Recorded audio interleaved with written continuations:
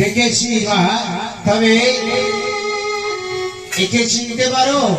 এই নৃত্য গীতে সমস্ত দেবকে টলে দিয়েছে, একে কে চিনতে পারো মা? না পিতা, আমি একে তো চিনি না। দেখো ভালো করেছে, দেখো মা,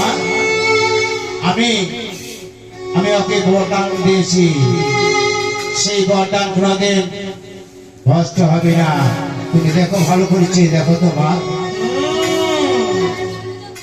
চিনতে পেরেছে? চিনতে পেরেছো? এই সেই সতী দেবতা। হ্যাঁ পিতা, একে আমি চিনতে পেরেছি। তুমি ওর স্বামীর প্রাণ নিয়েছো, ফেরত দাও মা। না পিতা, তা কখনোই হতে পারে না। কেন হতে পারে না? কারণ তুমি আমাকে দিয়ে ধরায় পাঠিয়েছিলে পিতা। হ্যাঁ মা, পাঠিয়েছিলাম আমি। বলেছিলে যে ওই চন্দ্রাবতী সদাগরের হস্তে পুষ্ট পুষ্পাঞ্জলি নিতে পারলে তুমি স্বর্গপুরে দেবী বলে আখ্যা হইবে। কিন্তু তার বিনিময়ে আমি কি পেয়েছি জানো পিতা?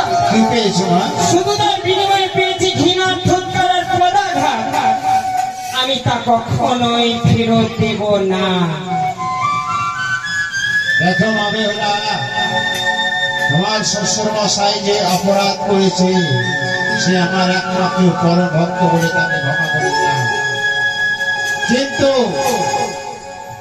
তোমাকে কথা দিতে হবে যে সহায় তোমার শ্বশুর মশাই যেন ওই মনসার পায়ে পুষ্পাঞ্জলি দেয়, তাহলে তুমি তোমার স্বামীর প্রাণ ফিরে পাবে।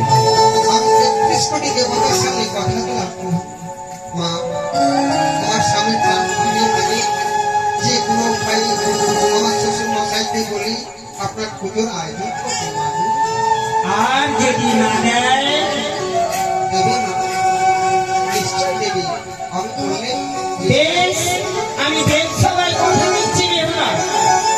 যদি তোমার শ্বশুর মশাই আমার পুষ্পাঞ্জলি আমার পায়ে আকৃষ্ট দেয়, তবে শুধু তোমার স্বামীর প্রাণ নয়, আমি সবই ফিরিয়ে দেব। 14 দিনেও ফিরে দিয়ে দেব। ফিরিয়ে দেব তোমার 6 ভাসুরের প্রাণ। যদি না আমার পুষ্পাঞ্জলি না দেয়, তবে কিন্তু আমি সব আবার ভরে দেব।